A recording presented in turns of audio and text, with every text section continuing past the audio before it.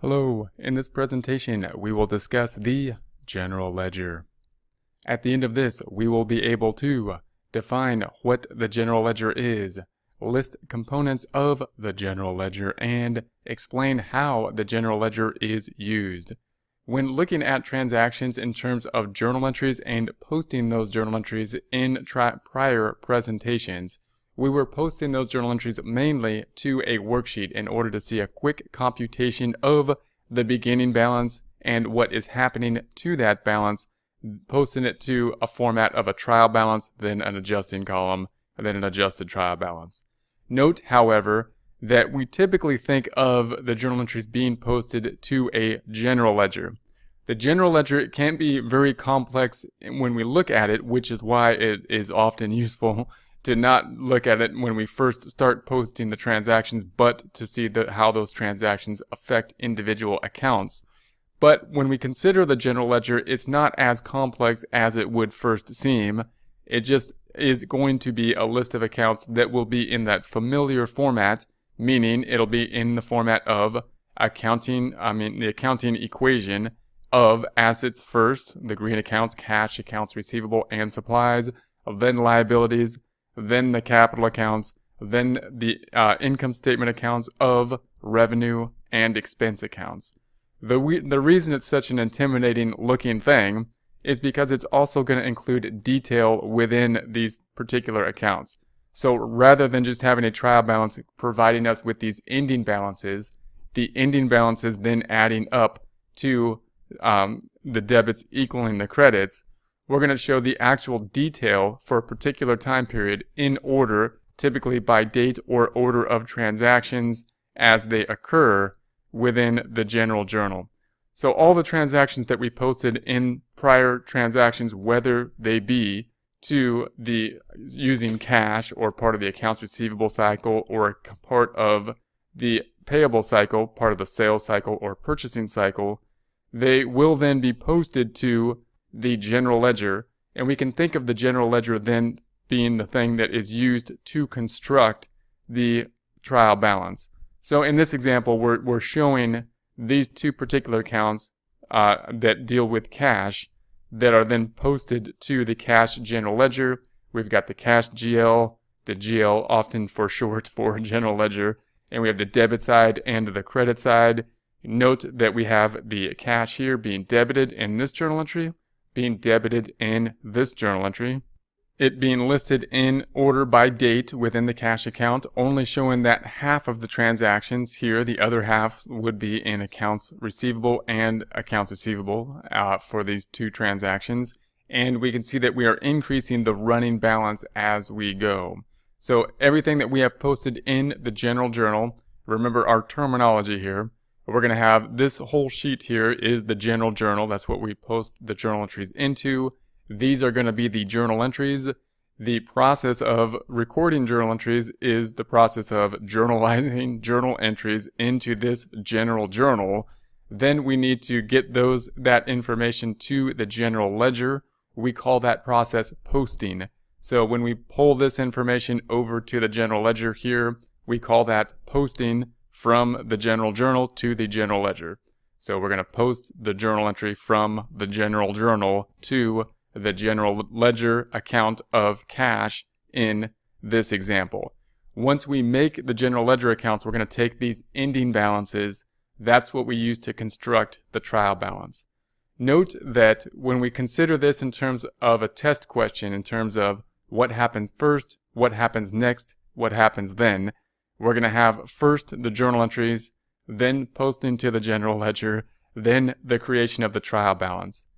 When we consider that in a problem, oftentimes we mean we're going to post all journal entries within a month or a certain time period. We're going to record all journal entries within a month or a certain time period, then post all journal entries within a month or a certain time period, and then create the trial balance for that. But in real life and in a computer system, we are going to see these happening at the same time. So note that when we go to a computer system, or if you were to set this up in Excel and not having to erase the balances all the time, then you would want this to happen simultaneously. This is also something that would happen in an automated system. This is a process that can be automated. Once we have the first data entry, we can then automate the system to do the posting to the general ledger and the creation of the trial balance.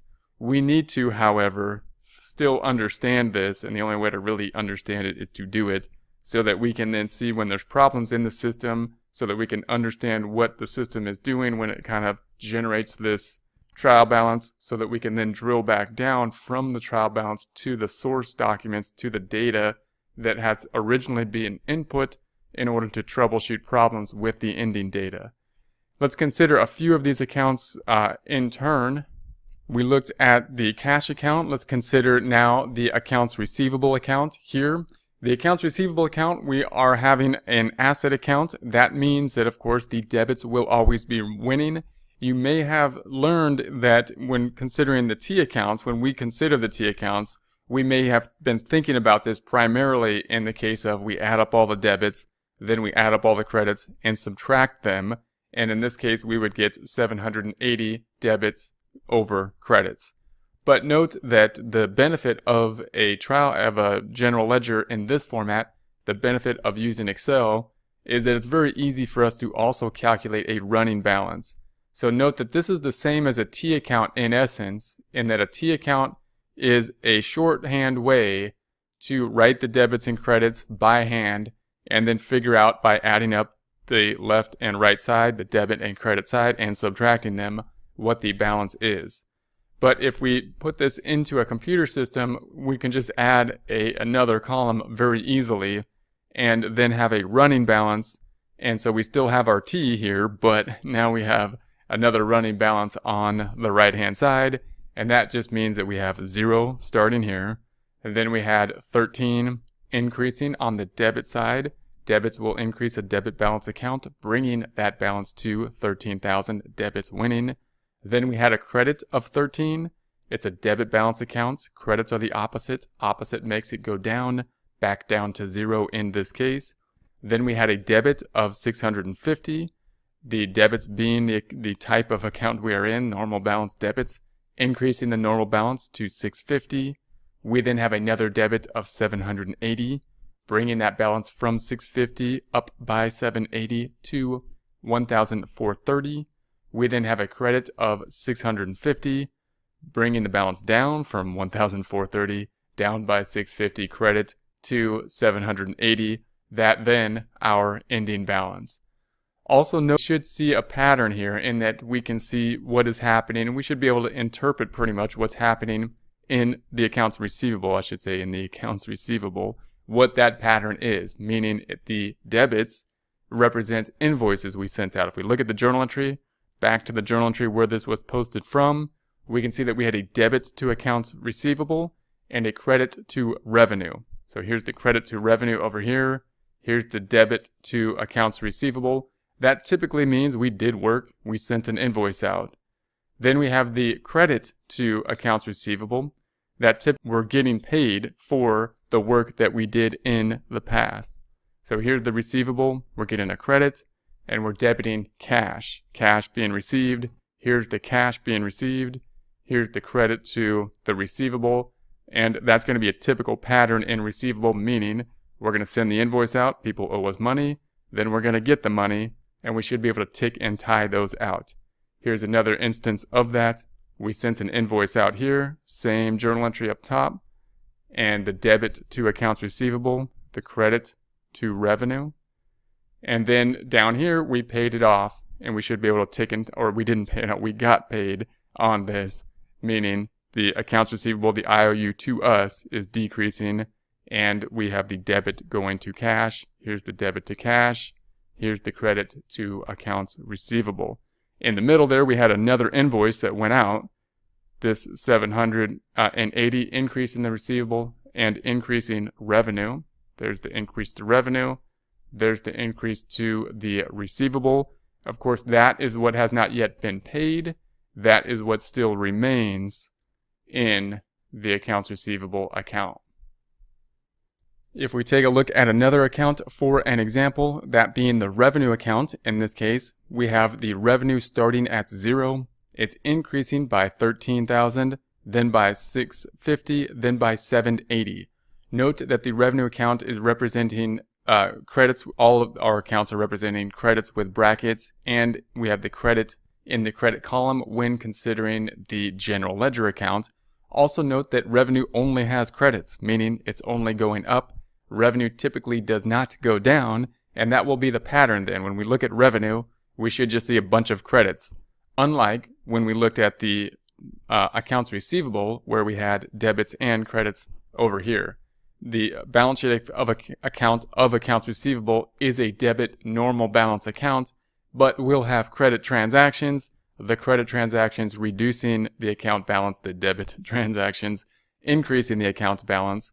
On the revenue side, it's a credit normal balance account, and therefore credits increase, debits would decrease, but typically we won't see any debits because revenue only goes up, customers only pay us, we do not typically pay customers. What will the transaction be? It will usually be debiting accounts receivable, crediting revenue. If we're in the type of company that invoices clients, meaning we do work, then we invoice the client and expecting an IOU, expecting money, a check in the mail from the customer in the future. So you'll note that all these transactions related to the increase in revenue are a debit to receivable, credit to revenue. The second piece of that being the accounts receivable going down and the cash then being received. If we take a look at the next step then, that step, the creation of the trial balance. So we have just a small trial balance here because the general ledger can be overwhelming. Clearly, if we're looking at a fairly extensive problem or an extensive company, this GL will be very large. It could be a very extensive GL, and especially if we're looking for an entire year worth of data, we're looking at only a few transactions here. If we're talking about a year's worth of data, then especially the cash account and the receivable account and say the revenue account could be pages long. So just keep that in mind that we're kind of simplifying the data here, but the essence is the same. If you look at an extended, messy, huge general ledger, all you're looking for are those ending balances when constructing the trial balance. We're just pulling those ending balances here. In this case, those being cash being pulled over from the GL to the trial balance at $13,650, the accounts receivable being pulled over at $780 from the GL to the accounts receivable. Nothing in supplies, nothing in accounts payable, nothing in owner's capital at this point, and revenue is that credit of $14,430 being pulled over to the trial balance at $14,430. Nothing in the wages expense or utilities expense at this time. And therefore, it's going to be easiest for us to see on the trial balance. One of the reasons for pulling these balances to a trial balance is that it's easy to see that the debits then should equal the credits. Once we pull all this data over, then if we were to add up the debits, the $13,650 and the $780, we would be equaling the credit of $14,430. And therefore, if we were to subtract the two out, we would have a zero balance. We can also calculate net income easily. In this case, that's just the $14,430, revenue minus expenses. Us at this point only having revenue of $14,430 and no expenses. Remember the sequence. If you were to get a question as how does this happen in order, we have the journal entries. The journal entries are then posted to the general ledger. The general ledger, then we're taking these ending balances to create the trial balance.